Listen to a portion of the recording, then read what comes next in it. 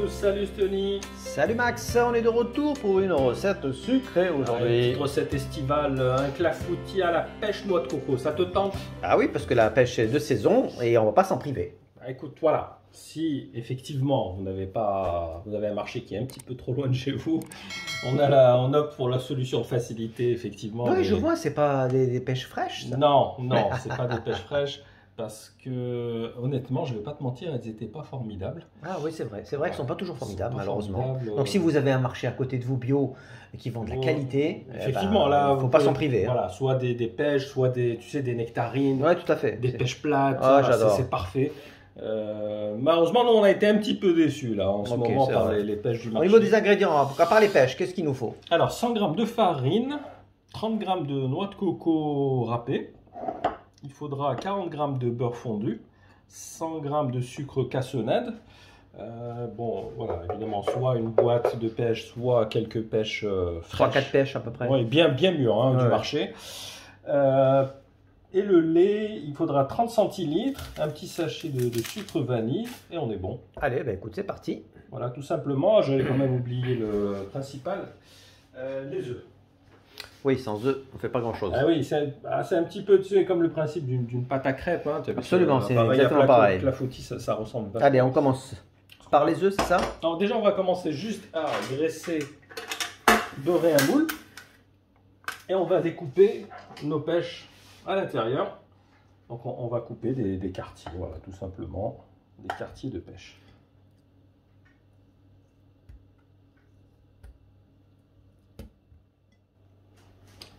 Voilà, donc on va mettre de côté, on va préparer notre appareil, un clafoutis, on commence par les œufs. Alors, on va tout simplement les battre comme une omelette.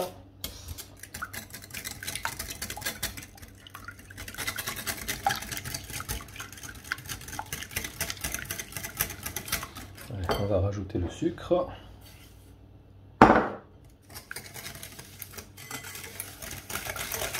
Sucre vanille.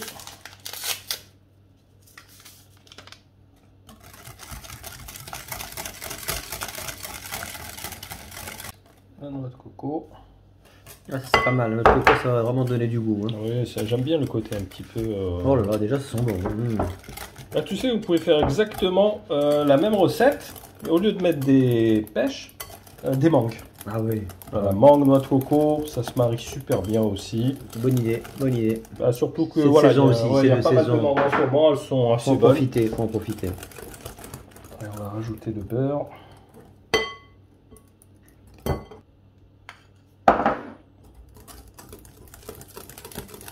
Non, finalement, on mélange quasiment tout, hein, c'est ça. Hein. Oui, oui.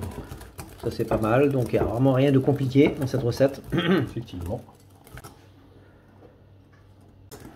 Donc c'est relativement simple. Ouais, on va, comme je te dis, comme un peu la pâte à crêpes, on va mettre tout à fait, on va rajouter le lait. le lait. On va faire... Et là on a vraiment une pâte assez liquide, on va dire. Parce oui, que avec la farine, ça va la rendre un peu ouais, c'est vrai qu'on a oublié encore la farine. plus épaisse. Exact, ça va l'épaissir. Voilà, on évite un peu les grumeaux.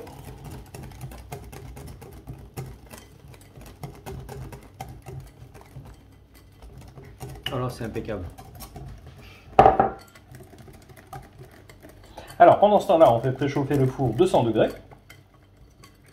Donc ça va partir pour 30-40 minutes de cuisson environ.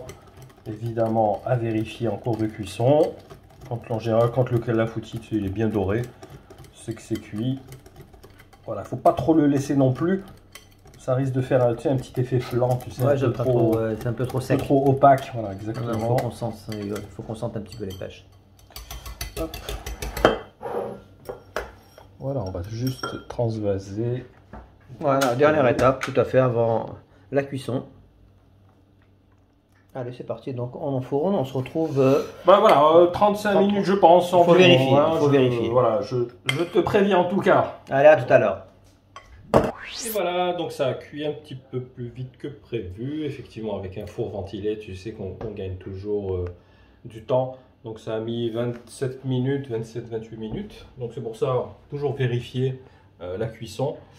Ce qu'on va faire, On va mettre un petit peu de sucre glace par-dessus. Ah, à ce stade, c'est pas fini donc. Non, c'est fini, c'est vraiment la déco, tout simplement. Tu vois, c'est plus joli, c'est plus présentable. Ça donne une petite note sucrée en plus. En plus, voilà, c'est pas très sucré. Non, le c'est pas glace très aussi, sucré, hein. exactement. Donc aucun problème, vous pouvez y aller. Une petite découpe. Ah bah oui, hein, on va pas faire de ASMR, mais je pense qu'on peut essayer de goûter, voir un peu ce que ça donne. Au niveau de la texture. C'est encore un petit Ouais, peu c'est encore tiède. un peu chaud. C'est pas l'idéal, mais au moins on va avoir une petite idée. Tiens, tu la mets dans une petite assiette? Qu'est-ce que t'en penses, une petite assiette? On voit un petit peu à quoi ça ressemble. Ouais. Il y a quelques petits morceaux qui s'en vont, mais...